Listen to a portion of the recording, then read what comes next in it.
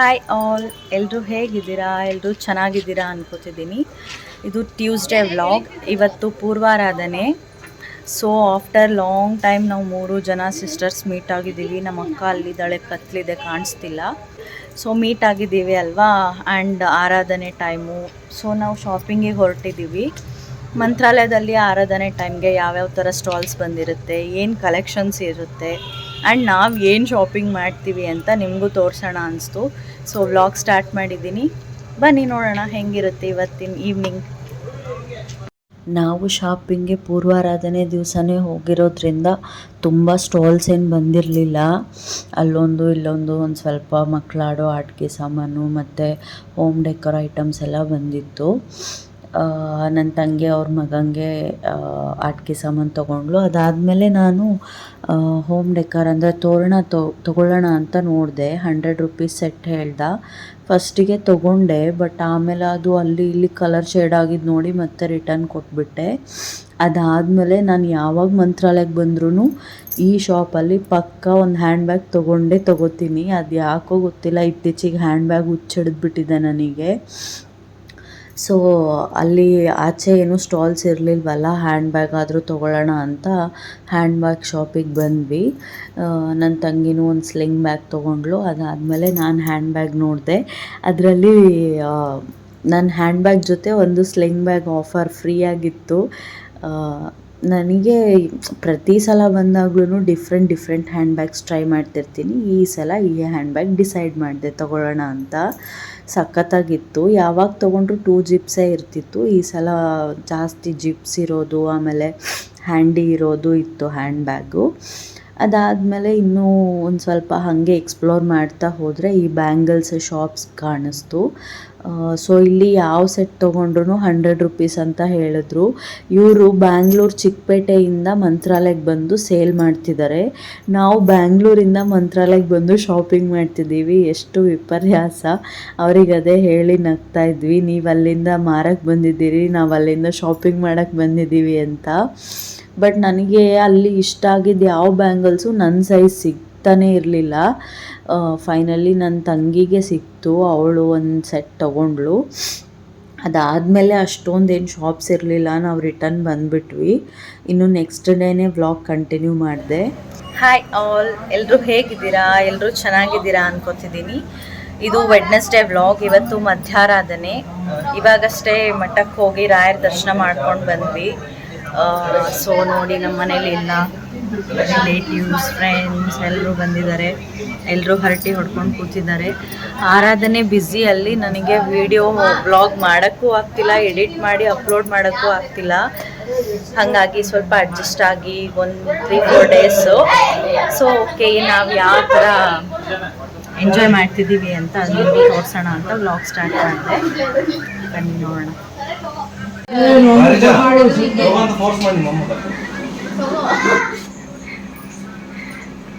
ನಮ್ಮಮ್ಮ ಪರ್ಫ್ಯೂಮ್ ರಾಣಿ, ನಮ್ಮ ಅಕ್ಕ ಅವ್ರ ಮಗಳು ಪರ್ಫ್ಯೂಮ್ ತೊಗೊಂಬಂದಾಳ. ಇಬ್ರು ಯಾಕೆ ಚಲೋ ಅದ ಯಾಕೆ ಚಲೋ ಇಲ್ಲ ಅಂತ ಡಿಸ್ಕಷನ್ ನಡೆಸ್ತಾರೆ ಇಲ್ಲಿ. ಇವಳೊಬ್ಳು ಅವ್ರ ಜೊತೆ ಜಾಯ್ನ್ ಆಗೋದು.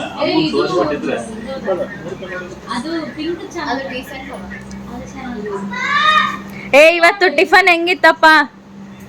ಇಡ್ಲಿ, ಸಾಂಬಾರ್, ಚಟ್ನಿ. ತೆಗಿತೀನಿ, ಅದಕ್ಕೆ ಕೇಳಿದ್ದು ಟಿಫನ್ ಹೆಂಗಿತ್ತು ಅಂತ. ಸಾಂಬಾರ್ ಮಾಡಿದ್ಯಾರು? ಅವರು ನಮ್ಮ ಅತ್ತಿಯವ್ರು ಬಂದಿದ್ರು ಟಿಫನ್ಗೆ. ಸಾಂಬಾರ್ ರೆಸಿಪಿ ಹೇಳ್ಬೇಕಂತೆ. ನಿಜ, ಟಿಫನ್ ಮಾಡಿಬಿಟ್ಟು ಸಾಂಬಾರ್ ರೆಸಿಪಿ ಕೇಳಿ ಯೂಟ್ಯೂಬಾಗ ಅಪ್ಲೋಡ್ ಮಾಡು ಅಂತ ಹೇಳೋಗ್ಯಾರ ಈಗ ಅವರು. ನಿಜ ಸೂಪರ್ ಆಗಿದೆ ಸಾಂಬಾರ್. Thank you. ಎಲ್ಲ ಹೆಚ್ಚು ಗ್ಯಾಸ್ ಹಚ್ಚಿಟ್ಬಿಟ್ರೆ ಸಾಂಬಾರ್ ರೆಡಿ ಅಂತ. ಮೆಣಸಿನಕಾಯಿ ಎಲ್ಲ ತಾಳಿಸ್ಕೊಟ್ಟಿದ್ದು ಅವ ಮಿಕ್ಸಿಗೆ ಹಾಕಿದ್ದು ನಾನು ಚಟ್ನಿ ಮಸ್ತ್ ಆಗಿತ್ತು. ಸೊ ಚಟ್ನಿನೂ ಸೂಪರ್.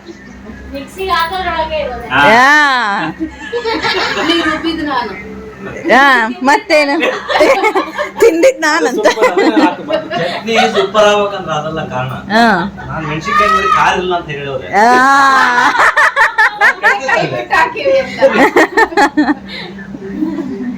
ಕಕ್ಕ ಏನ್ ಹೇಳ್ವಲ್ರಲ್ಲ, ನೋ ಕಾಮೆಂಟ್ಸ್ ಅಂತ ಕಕ್ಕ ಸುಸ್ತಾಗ್ಬಿಟ್ಟಾರ. ಆರಾಧ್ನಿ ಬಿಸಿ ಒಳಗೆ ಸುಸ್ತಾಗ್ಬಿಟ್ಟಾರ ಅವ್ರು. ಒಂದು ಹಾಡು ಬರಲಿ ಮಾಮ. ಎಷ್ಟ್ ಜನಕ್ಕೆ ಇದಾವ? ಇಬ್ರು ಇದ್ದೀರಿ, SP ಇದ್ದೀರಿ, ಜಾನಕಿ ಇದ್ದಾಳೆ, ಇಬ್ರು ಸೇರಿ ಹಾಡ್ರಿ ಒಂದು. ಇವ್ರದ್ದು ಇನ್ನ ಪರ್ಫ್ಯೂಮ್ ಡಿಸ್ಕಷನ್ ಬಗೆಹರಿವಲ್ದು. ಅದೇ ಮತ್ತೆ ನಮ್ಮ ಅಕ್ಕ ನೆನ್ನೆ ವಿಡಿಯೋದಾಗ ಕತ್ಲಾಗ ಕಾಣಿಸಿಲ್ಲಲ್ಲ ನೋಡ್ರಿ.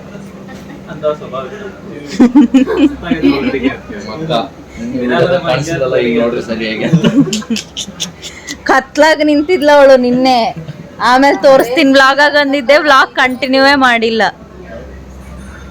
ನಮ್ಮಮ್ಮ ನಿನ್ನ ಕಾಣಲಿಲ್ಲ ನೋಡಿದ್ವು ಅಂತ. ನಮ್ಮಮ್ಮ ನೋಡ್ಯಾರ.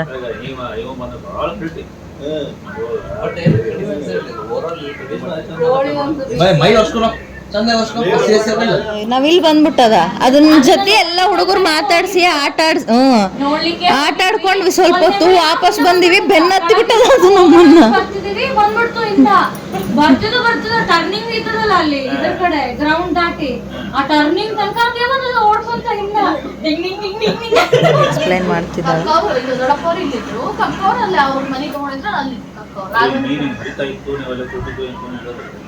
ಹಣ್ಣಿಗೆ ನೀರ್ ಇಲ್ಲಿ ನದಿ ಹಿಂಗ ಹೊರಗ್ ಬಂದ್ ನೋಡಿದ್ರೆ ಕಾಂಪೌಂಡ್ ಇಂದ ನದಿ ಮನಿ ಮುಂದೆ ನದಿ ಇದ್ದಂಗ ಇತ್ತು. ಅಷ್ಟು ರಭಸದಿಂದ ಹರಿತಿತ್ತು ನೀರು, ಎಲ್ಲ ಹೊಡ್ಕೊಂಡ್ ಬರೋದ.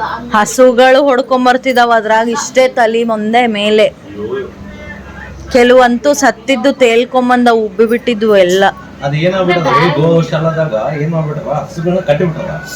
ಬಿಚ್ಚಿದ್ರೆ ಏನಾಗ್ತಿದ್ವು, ಬದುಕೋತಿದ್ವು. ಕಟ್ಟಿ ಬಿಟ್ರಲ್ಲ, ನೀರ್ ಬಂದಿದ್ದು ಪಾಪ ಬಿಚ್ಕೊಳಕ್ಕೆಲ್ಲ ಏನಿಲ್ಲ, ಅಲ್ಲೇ ಬಾಳ ಇದಾವ. ಈಗ ಹಂಗೆ ಕಟ್ಟಂಗಿಲ್ಲ, ಈಗೆಲ್ಲ ಓಪನ್ ಬಿಡ್ತಾರ. ಯಾವ ಮೂಮೆಂಟ್ ನಾಗ ಹೆಂಗ ಆಗ್ತದ ಅಂತ ಗೊತ್ತಿಲ್ಲ. ಪಾಪ ಬದುಕಾದ್ರೆ ಬದುಕ ಎಲ್ಲಾದ್ರು. ಮಾವು ಮದುವೆ ಆಗಿ ಒಂದಾಗಿತ್ತಮ್ಮ,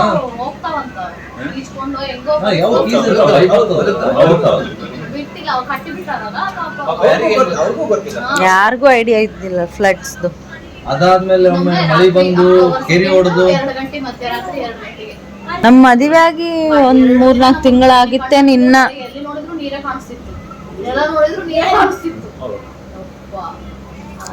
ಮಾಮ ಏನಾಗ್ಬಿಟ್ಟದ್ರಿ, ಬೆಳಗ್ಗೆ ಮುಂಜಾನೆ ನಾವ್ ಮದುವೆ ಆಗಿ 3-4 ತಿಂಗಳಿಗೆ ದೊಡ್ಡ ಮಳಿ, ಫುಲ್ ಹಳ್ಳ ಗಿಳ್ಳ ಎಲ್ಲ ಹೊಡೆದಿಲ್ಲ. ನಾವ್ ಎದಕ್ಕೋ ಬಂದಿದ್ವಿ, ಮೊಳಕಾಲ್ತಾನೆ ನೀರೆಲ್ಲ ಇರ್ಲತ್ತಾವ ಇಲ್ಲೇ. ಮಾಮ 4 ಗಂಟೆಗೆ ಏನ್ ಮಾಡ್ಬಿಟ್ರ, ಬೆಳಗ್ಗೆ ಮುಂಜಾನೆ 4 ಗಂಟೆಗೆ ಇಲ್ಲಿ ಯಾವ್ದೋ ಒಂದು ಯಾವ ಊರ್ಲಿ ಅದು ಈ ಕಡೆ ಬರ್ತದಲ್ಲ, ಯಾವ್ದೇ ಚಿಲ್ಕಲ್ಡೋನಿನ ಈ ಸೈಡು ವಿಬ್ರಾಂಪುರ ರೋಡಿಗೆ ಬರ್ತದ ನೋಡು. ಯಾವ್ದೋ ಒಟ್ಟು ಈ ಕಡೆ ಅಲ್ಲಿ ಏನೋ ಒಪ್ಕೊಂಡಿದ್ರು, ಸತ್ಯನಾರಾಯಣ ಪೂಜಿನ ಮದ್ವಿ ಒಪ್ಕೊಂಡಿದ್ರಂತ. ಹೋಗಿದ್ರು ಮದ್ವಿ ಮಾಡಿಸ್ಲಿಕ್ಕೆ. ಅಲ್ಲಿಗೆ ಇವ್ರು ಹೋಗಿ ಅಲ್ಲಿ ಹಳ್ಳ ಹೊಡೆದ್ ಬಿಟ್ಟದ, ಸಿಕ್ಕೊಂಡ್ಬಿಟ್ಟಾರ. ಅಪ್ಪ ಆ ಕಡೆ ಹೋಗೇ ಇಲ್ಲ. ನಾವು ಒಂದ್ ಕಾರು ಇಲ್ಲೇ ಯಾರ ಅದನ್ನ ಕರ್ಕೊಂಡ್ರಿ ಹೋದ್ರ ಹಳ್ಳದಾಗ. ದಸ್ತಗಿರಿ ಕರ್ಕೊಂಡು ಹೋದ್ರ ಹಳ್ಳದಾಗ. ಗಾಡಿ ಯಾವ ಮುಂದೆ ಹೋಗಲು ಏನಾಗಲ್ಲ. ಹೆಂಗಂದ್ರ ಸಮುದ್ರ ಹಳ್ಳದಾಗ ಇರ್ಲಾರ ಹಳ್ಳ ಮೇಲೆ ಒಂದು ಗಾಡಿ ಹೋಗಲ್ತು ಏನಾಗೋಲ್ತು. ಆ ಕಡೆ ಇದ್ದಾರ ಆ ಕಡೆ, ಈ ಕಡೆ ಇದ್ದಾರ ಈ ಕಡೆ. ಒಂದ್ ಏನಿಲ್ಲ ಅಂದ್ರೆ 500 ಮೀಟರ್ ಎಲ್ಲಿರಿ ಇಲ್ಲೇ ಒಂದ್ 3 ಕಿಲೋಮೀಟರ್ ಇಲ್ಲಿಂದ ಹೋದ್ರ ಹಳ್ಳ. ಈ ಕಡೆ ರೋಡ್ ಇಲ್ಲಂದ್ರ ಈ ಸರ್ಕಲ್ ಇಂದ ಈ ಕಡೆ ಸ್ಟ್ರೈಟ್ ರೋಡ್. ಅಲ್ಲಿ ಹೋದ್ರ ಅಣ್ಣ ಇಲ್ಲಿಂದ ಬರೋಣ, ಇನ್ನೊಂದು ರೂಟ್ ಇಂದ ಬರೋಣ ಬಾ ಅಂತಂದ್ರೆ ಮತ್ತೆ ಈ ಕಡೆ ಎಮ್ಮಿಂಗ್ನೂರು ರೂಟ್ ಇಂದ ಹೋದ್ವಿ. ಅಲ್ಲಿ ಹೋಗ್ತಿವಿ, ಎಲ್ಲರೂ ಕೇಳ್ತೀವಿ, ಇಲ್ಲ ಸರ್ ಇಲ್ಲೂ ಹಳ್ಳ ಹೊಡೆದ್ ಬಿಟ್ಟದ, ಇಲ್ಲೂ ಯಾರು ಬರ್ಲಕ್ಕಿಲ್ಲ. ನಮಗ್ ಬರ್ತಿರೋ ಇನ್ಫಾರ್ಮೇಶನ್ ಏನು, ಅಪ್ಪ ಯಾವ ಊರಿಗೆ ಮದುವೆ ಮಾಡಿಸ್ಲಿಕ್ಕೆ ಹೋಗಾರ ನೋಡು, ಆ ಊರು ಸುತ್ತ ಹಳ್ಳ ಹೊಡೆದು ನೀರು ಇದ್ದ ನಡುವ ಅದು ಅದ. ಅಲ್ಲಿ ಹೋಗಿದ್ರೆ ಈ ಕಡೆ ಬರ್ಲಿಕ್ಕೆ ಚಾನ್ಸ್ ಇಲ್ಲ. ಏನಾಗ್ಬಿಟ್ಟದ್ರಿ ಆಮೇಲೆ ಲಾಸ್ಟಿಗೆ ಇವ್ರಪ್ಪರು ಫುಲ್ ಹೊಲ್ದಾಗೆಲ್ಲ ನೋಡಿದ್ರು. ಅವ್ರು ಎಲ್ಲ ಯಾವ್ದೋ ಅಂಜಿಲ್ಲ. ಅವ್ರು 4-5 ಕಡೆ ಕೇಳ್ಯಾರ, ಟ್ರ್ಯಾಕ್ಟರ್ ನಗರ ಬಿಟ್ಟು ಬರ್ರಿ ಅವ್ರು ಮದ್ವಿ ಮಾಡ್ಸಾರಂದ್ರ. ಟ್ರ್ಯಾಕ್ಟರ್ ಬಿಟ್ಟು ಬರ್ಲಕ್ಕಂತ ಬಂದಾರಂತ. ಹಳ್ಳ ನೋಡಿ ಅವ್ನು ಅಂಜಿ, ಇಲ್ರಿ ನಾವು ಆಂಗಿಲ್ ಸರ ಬೇಕಾರೆ ನಾಳೆ ಹೋಗಂದ್ರೆ ಇಲ್ಲೇ ಮಕ್ಕಾರಂತ. ಅವ್ರು ಫೋನು ಸ್ವಿಚ್ ಆಫ್, ಒಂದು ನೆಟ್ವರ್ಕ್ ಬರ್ತಿಲ್ಲ. ಮಾಮಿ ಹೇಳೋದು ಮನ್ಯಾಗ ಗಾಬರಿ ಆಗಿ ಮತ್ತೆ ಹೊಳ್ಳೋದ್ವಿ. ಒಂದ್ 4-5 ಕಡೆ ಹಳ್ಳ, ಒಂದ್ ಹಳ್ಳ ದಾಟಿದ್ವು. ಆದ್ರೂ ಧೈರ್ಯ ಮಾಡಿ ಸ್ವಲ್ಪ ಇದ್ದು ನೀರು ಬಂದಿತ್ತು. ನೀರು ಹಳ್ಳ ದಾಟಿದ್ದು ಮುಂದೆ ಹೋದ್ವಿ. ಅಲ್ಲೆಲ್ಲ ಹೇಳ್ಬಿಟ್ರು, ಅಲ್ಲ ನೋಡೇ ನಿಂತು ಬಿಟ್ವಿ. ನಾವ್ ಹೆಂಗ ಶಾಕ್ ಆಗಿವಿ ಅಂದ್ರೆ, ಈ ಕಡೆ ರೋಡಾಗ ಹೋಗಿದ್ದಪ್ಪ ಗಾಡಿ ತಗೊಂಡು, ಆ ಕಡೆ ರೋಡಿಂದ ಪೂರ್ತಿ ನಡ್ಕೊಂಡು ಬಂದಾರ ಎಮ್ಮಿಂಗ್ನೂರ್ ರೋಡಿಗೆ. ಮೈಯೆಲ್ಲ ತೊಯ್ದು ಹೋಗದ, ಅಂಗೋಸ್ತ್ರ ಮೇಲೆ ಇದ್ದಾರ. ಬರಂಗಿಲ್ಲ ಈ ಕಡೆ ಅಂತಂದೇಳಿ ಹೊಲದಾಗ ನಡ್ಕೊಂಡ್ ಬರ್ತಿದ್ದಾರ ಅಪ್ಪನ ಅಂತ ಗಾಬರಿಯಾಗಿ ನಾವ್ ಹಂಗಿದ್ರ ಅಪ್ಪ ಅಲ್ಲ ಮೊನ್ನೆ ಒಳ್ಳೆ ಬರ್ಬೇಕಾದ್ರಿ ಹತ್ತು ಗಟ್ಟಿ ಹಿಡ್ಕೊಂಡ್ಬಿಟ್ಟಿ ನಾನು ಅಪ್ಪ ನಾ ಹೆದರ್ಕೊಂಡಿದ್ದೊಂದು ಎಲ್ಲಾರು ಹೇಳೋದ್ ಕೇಳಿ ಲಗೋಟೆ ಹಾಕೊಂಡು ಒಂದ್ ಚೀಲ ಹಿಡ್ಕೊಂಡು ನಡ್ಕೊತ ಬರ್ಲಾತಾರ ಈಗ ರೋಡ್ನಾಗ ನಾವ್ ಅಪ್ಪ ಅಂತಂದು ಸೈಡ್ ಅವ್ರು ನಿಲ್ಸಿದ್ವಿ ಮಾಮನ ಅಳ್ತಿದ್ದೀನಿ ನಾನು ಕಾರಾಗ ಅದಕ್ಕೆ ಕಳ್ತೀರಿ ಗಾಬರಿ ಕಾಮನ್ ಇದ್ದವ್ರು ಏನ್ ಹೇಳ್ಬಿಟ್ರು ಎಲ್ಲನ್ ಗಾಡಿ ಹೊಡ್ಕೊಂಡ್ ಹೋಗಿರ್ತಾವ ಅಷ್ಟ್ ನೀರಾಗ ಏನಿರ್ತದ ಅಂತ ನಾನ್ ಅಳ್ಳಕ್ ಶುರು ಇದ್ದೆ. ಗಾಡಿ ಅಲ್ಲೇ ಬಿಟ್ಟು ನಡ್ಕೊತ ಬಂದಾರ ನಡ್ಕೊತ 2 ಊರು ನಡ್ಕೊಂಡ್ ಬಂದಾರ ಈ ಕಡೆ ಗಾಡಿ ಅಲ್ಲೆಲ್ಲೋ ಬಿಟ್ಟು ರೋಡಿಗೆ ಮತ್ ರೋಡಿಗೆ ಬಂದ್ಮೇಲೆ ಈಗ ಅಪ್ಪ ಇಲ್ಲಿದಾರ ಅಪ್ಪ ನಾ ಬದಲಿ ಮಾಡ್ಕೊಂತ ಬಂದಿನಿ ನಾನ್ ನೆನ್ಸ್ಕೊಂಡ್ ಈಗ ಮತ್ ಕಣ್ಣಾಗ ನೀರ್ ಬಂದು ಹಂಗ ನೋಡಿ ಅಪ್ಪ ನೋಡಿ ಪೂರ್ತಿ ನೆಂದ್ ಬಿಟ್ಟಿದ್ರು ಫುಲ್ಲು ಕಂಟಿನ್ಯೂ ಮಳಿ. ಏನ್ ಹಳ್ಳ ಇರ್ತೀರ ಅವತ್ತ ನಮ್ಮೂರಾಗ ನೋಡಿಲ್ಲ ನಾನ್ ನೋಡಿನಿ ಬಾಳ ನೋಡಿನಿ ಎಲ್ಲ ನೋಡಿನಿ ಅವತ್ ಹಳ್ಳ ಬಿಟ್ಟು ಮಾತ್ರ ಹೆಂಗ್ ಗೊತ್ತ್ರಿ ಒಬ್ರು ಮನುಷ್ಯ ಕಾಲಿಲ್ಲಕ್ ಆಗ್ತಿಲ್ಲ ಇಲ್ಲಿ ತನ ನೀರಿಲ್ಲ ಅಥವಾ ಮ್ಯಾಲ ಹಿಂಗ ನಾವು ಒಮ್ಮೆ ಇಲ್ಲೇ ಹಿಂಗೆ ರಜಕ್ಕೆ ಹೋಗೋ ಬಂದಿವಿ ಧಾರವಾಡಕ್ಕೆ ಹೋಗೋದು ಹಿಂಗೆ ಹೊಡೆದಿತ್ತು ಫುಲ್ಲು ಮಳೆ ಇತ್ತವಾಗ ನಾನು ಅಪ್ಪ ಬಿಡ್ಲಿಕ್ಕೆ ಬರ್ತಿದ್ದೆ ಅವಾಗ ಫುಲ್ಲು ನೀರ್ ನೋಡ್ಬೇಕು ಆಟೋದಾಗ ಹೋಗ್ತಿದೀವಿ ಇನ್ನೇನ್ ಟ್ರೈನಿಗೆ ಹೋಗ್ತಿದ್ವಿ ಅನ್ಸವ ಯಾವ ಪರಿ ನೀರ್ ಹರಿತಿದ್ವಿ ವಾಪಸ್ ಬಂದ್ಬಿಟ್ವಿ ಹೋಗ್ಲೇ ಇಲ್ಲ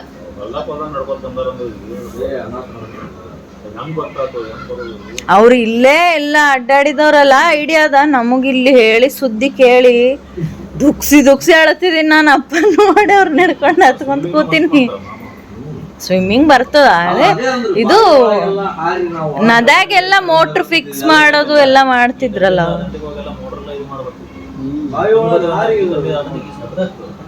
ಎಷ್ಟು ನೀರು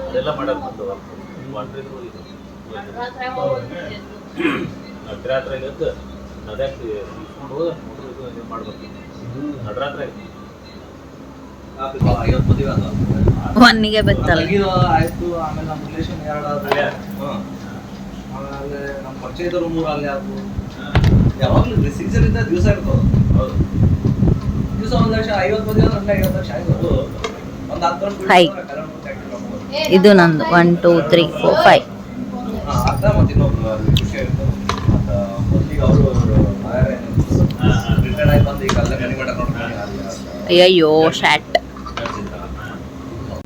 ಹಿಂದೆ ನೋಡಿ ಪಾಪ ವಿರಾಜ್ 2-3 ಸಲ ಕಟ್ಸ್ಕೊಂಡು ಹೋದ. ನಾವು ಒಂದ್ಸಲನೂ ಕಟ್ಸ್ಕೊಂಡಿಲ್ಲ. 1 2 3 4 5 6 ಬಿದ್ರೆ ಆಟ ಮುಗೀತು ನಂದು. ಅದ್ರ ಮೇಲೆ ಹಾಕಿ ಅಲ್ಲ ಕರೆಕ್ಟ್ 6 ಅಯ್ಯೋ 1 2 3 ಬೀಳ್ಬೇಕು ನಂಗೆ. 4 ಬಿತ್ತಾ 4 ಬಿತ್ತು ನಂಗು.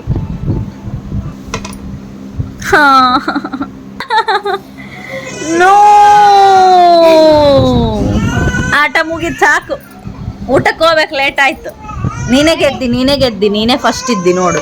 Congrats Viraj, you are the winner. ಏನಮ್ಮ ರೆಡಿ ಆಗಿದ್ದಿ, ಕೈಯಾಗ ಏನೋ ಹಿಡ್ಕೊಂಡಿ?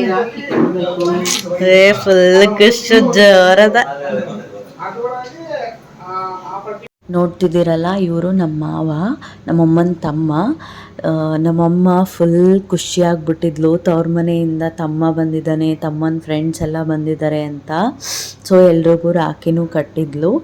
ಅದಾದಮೇಲೆ ನಮ್ಮ ಮಾವ ಅವ್ರ ಫ್ರೆಂಡ್ಸು ನಮ್ಮಮ್ಮ ಯಾವ ಥರ ಯಾಮರ್ಸಿ ಬಡಿಸಿ ಹೊಟ್ಟೆ ಫುಲ್ ಮಾಡ್ತಾಳೆ ಅಂತ ನೆನ್ಸ್ಕೊಂಡು ನಗ್ತಾಯಿದ್ರು. 2 ಇಡ್ಲಿ ಅಂತ 6-10 ಇಡ್ಲಿ ತಂದು ಹಾಕ್ತಾರೆ ಅಂತೆಲ್ಲ ನೆನೆಸ್ಕೊಂಡು ಫುಲ್ ಕಾಮಿಡಿ ಮಾಡ್ತಾ ನಗ್ತಾಯಿದ್ರು.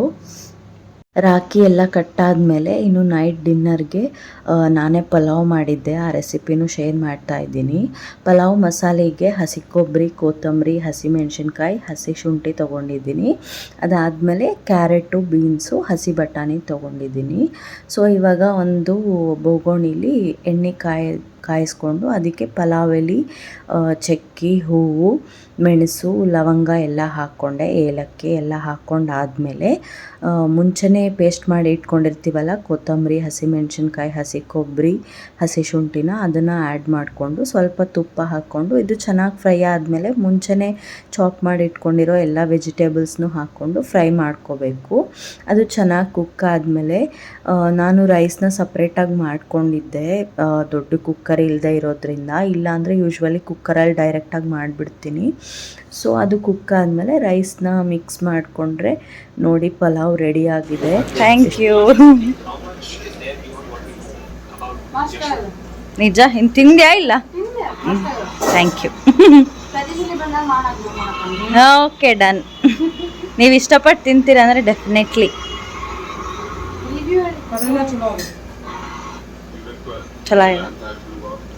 ಚೆನ್ನಾಗಿದ್ಯಾ?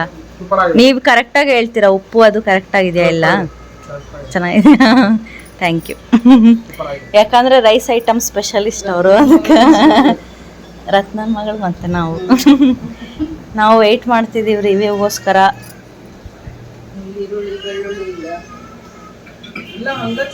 ಎಣ್ಣೆ ಏನನ್ ಜಾಸ್ತಿ ಆಗದ ಏನು ಕರೆಕ್ಟ್ ಆಗದಲ್ಲ? ಚಲೋ ಅದ.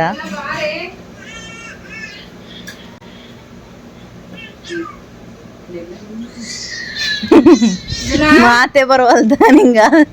ಆರಾಧನೆ ಸುಸ್ತೊಂದು ಉತ್ತಮ ಅಂತ ಹೇಳ್ಬಿಡುವ. ಅತಿ ಉತ್ತಮ ಅಂತ ಹೇಳಿ. Thank you. ಹೊಟ್ಟೆ ತುಂಬ ತಿನ್ರಿ ಎಲ್ಲಾರು, ಅವಾಗ ನಾ ಸ್ಯಾಟಿಸ್ಫೈ ಆಗ್ತೀನಿ. ಹೇಳಮ್ಮಿ ಹೆಂಗಾಗ್ಯದ? ಸೂಪರಾ? ನಿಜವಾಗ್ಲೂ ಹೇಳ್ಬೇಕು, ನಿನ್ ಸ್ಟೈಲ್ನಾಗ ಹೇಳ್ಬೇಕಂತ. ಅಮ್ಮ ಬೇಡ, ವಿಡಿಯೋ ಬಡಾನ್ ಹೇಳ್ಬಿಟ್ಲಿ ಈಗ ಹಸ್ವಾಗ್ಬಿಟ್ಟದ ತಿನ್ಲಿಕ್ಕೆ. ಇವಾಗ ಹೇಳ್ರಿ. ಇವನಿಗೆ ಊಟ ಮಾಡಿಸ್ತೀವಿ. ಪಲಾವ್.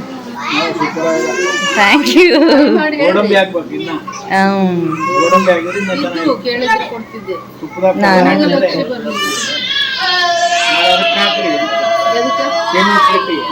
ಗೋಡಂಬಿ ಹಾಕಿ ಮಾಡ್ಲೆ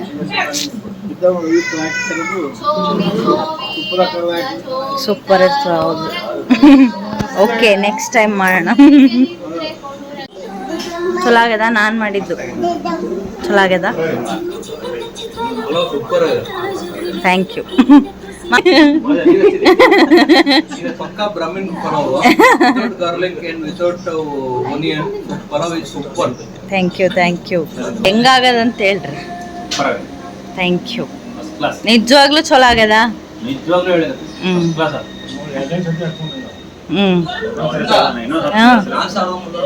ಹೌದಾ? ಏ ಅಷ್ಟು ಏನಿರ್ತದ ಅದಕ್ಕೆ? ಥ್ಯಾಂಕ್ ಯು ಮಾಮ, ಥ್ಯಾಂಕ್ ಯು. ಹೊಟ್ಟೆ ತುಂಬ ತಿನ್ರಿ. ಸೂಪರ್ ಅಂತ ಮಾಡಿ ನೀನು.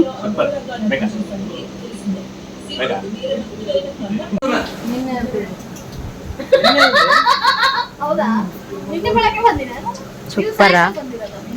ಏನನ್ನ ಹೆಚ್ಚು ಕಡಿಮೆ ಮಾತಾಡಂಗಿಲ್ಲ. Thank you.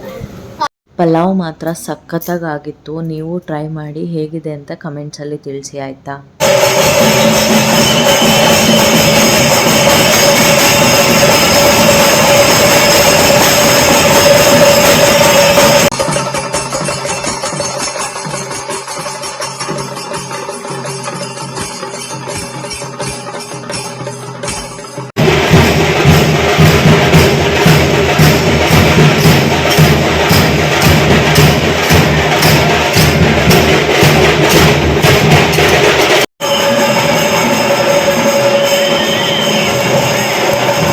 ಇಷ್ಟೊತ್ತು ನೀವು ನೋಡಿದ್ರಲ್ಲ ಆ ವಿಡಿಯೋ ಕ್ಲಿಪ್ಸ್ ಎಲ್ಲ ಮಧ್ಯಾರಾಧನೆ ದಿವಸ ರಾತ್ರಿ ರಥೋತ್ಸವ ನಡಿಬೇಕಾದ್ರೆ ವಿಡಿಯೋ ಮಾಡಿರೋದು.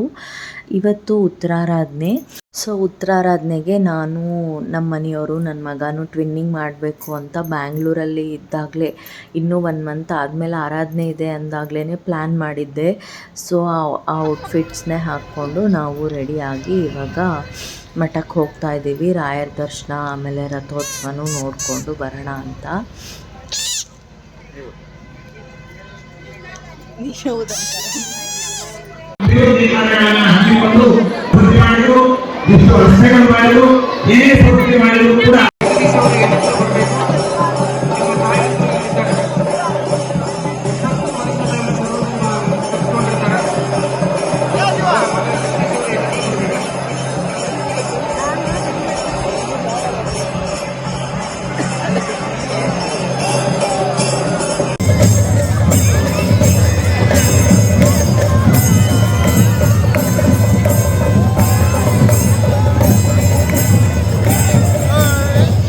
ನಾನು ನಿಮಗೆ ಮುಂಚೆನೇ ಹೇಳಿದ್ನಲ್ಲ ಉತ್ತರಾರಾಧನೆ ದಿವಸ ತುಂಬ ರಶ್ ಇರುತ್ತೆ ಅಂತ. ನೋಡಿ ರಾಯರ ಮಠದ ಮುಂದೆ ಜನ ಸಾಗರನೇ ಇದೆ. ಎಷ್ಟೊಂದು ಜನ ಭಕ್ತಾದಿಗಳಿದ್ದಾರೆ ನೋಡಿ. ನಾವು ಈ ಜನರಲ್ಲಿ ಮಠದೊಳಗಡೆ ಹೋಗೋಷ್ಟರಲ್ಲಿ ನನ್ನ ಮಗ ಫುಲ್ ಅಳ್ತಿದ್ದ ಎಲ್ಲರೂ ತಳ್ಳೋದಕ್ಕೆ. ನಾವು ಪ್ರತಿ ವರ್ಷ ರಥೋತ್ಸವದ ಜೊತೆ ನಾವು ಹೋಗಿ ಕುಣಿತ ಡ್ಯಾನ್ಸು ಎಲ್ಲನೂ ಮಾಡ್ತಿದ್ವಿ. ಈ ವರ್ಷ ಅದನ್ನೆಲ್ಲ ಮಿಸ್ ಆದೆ, ನನ್ನ ಮಗ ಚಿಕ್ಕವನಿದ್ದಾನಲ್ಲ ಹಾಗಾಗಿ. ರಥೋತ್ಸವ ಸ್ಟಾರ್ಟ್ ಆದ ತಕ್ಷಣ ನಾವು ರಾಯರ ದರ್ಶನ ಮಾಡೋದಕ್ಕೆ ಒಳಗಡೆ ಹೋಗ್ಬಿಟ್ವಿ. ಒಳಗಡೆನೂ ಅಷ್ಟೇ ಸಖತ್ ರಶ್ ಇತ್ತು. ಫಸ್ಟಿಗೆ VIP ಗೇಟಲ್ಲಿ ಒಂದು ಸಲ ದರ್ಶನ ಮಾಡ್ಕೊಂಡ್ವಿ. ಅದಾದಮೇಲೆ ಗರ್ಭಗುಡಿಲೂ ದರ್ಶನ ಸಿಗ್ಬೋದಾ ಅಂತ ಕಾಯ್ತಾ ಇದ್ವಿ. ನಮ್ಮ ಅದೃಷ್ಟ ಗರ್ಭಗುಡಿಲೂ ಹೆಂಗೋ ಕಷ್ಟಪಟ್ಕೊಂಡು ಹೋಗಿ ದರ್ಶನ ಮಾಡ್ಕೊಂಬಂದ್ವಿ. ಇತ್ತೀಚೆಗೆ ಗರ್ಭಗುಡಿಲಿ ಯಾರನ್ನೂ ದರ್ಶನಕ್ಕೆ ಬಿಡಲ್ಲ. ಅಂಥದ್ರಲ್ಲಿ ನಮಗೆ ಗರ್ಭಗುಡಿಲಿನೂ ದರ್ಶನ ಸಿಕ್ಕಿದೆ ಅಂದರೆ ಅದು ನಮ್ಮ ಪುಣ್ಯನೇ. ದರ್ಶನ ಆದಮೇಲೆ ಹೇಳಿದ್ನಲ್ಲ, ನನ್ನ ಮಗ ನಿದ್ದೆ ಬಂದು ತುಂಬ ಹಠ ಮಾಡ್ತಿದ್ದ. ಸೊ ಮನೆಗೆ ಹೋಗಿ ಅವನ್ನ ಸ್ವಲ್ಪ ಹೊತ್ತು ಮಲಗಿಸಿ ಅದಾದಮೇಲೆ ಮಧ್ಯಾಹ್ನ ಊಟಕ್ಕೆ ಬಂದ್ವಿ. ನೋಡಿ ಎಷ್ಟೊಂದು ಜನ ಇದ್ದಾರೆ ಮಧ್ಯಾಹ್ನ ಊಟಕ್ಕೂ. ಅದಾದಮೇಲೆ ನನಗೆ ಪ್ರಹ್ಲಾದ್ ರಾಜರಿಗೆ ಅಲಂಕಾರ ಮಾಡಿರೋ ಈ ಕ್ಲಿಪ್ಸ್ ಸಿಕ್ಕಿತ್ತು. ಸೊ ನಿಮಗೂ ದರ್ಶನ ಮಾಡೋ ಭಾಗ್ಯ ಸಿಗಲಿ ಅಂತ ಫೈನಲಾಗಿ ಆ್ಯಡ್ ಮಾಡ್ತಿದ್ದೀನಿ. ಸೊ ಇದಾಗಿತ್ತು ನಮ್ಮ ಆರಾಧನೆಯ ವ್ಲಾಗ್. ಮತ್ತು ನೆಕ್ಸ್ಟ್ ವ್ಲಾಗ್ನಲ್ಲಿ ಸಿಗ್ತೀನಿ. ಅಲ್ಲಿವರೆಗೂ ವೆಯ್ಟ್ ಮಾಡ್ತೀರಿ. ಬಾಯ್ ಬಾಯ್.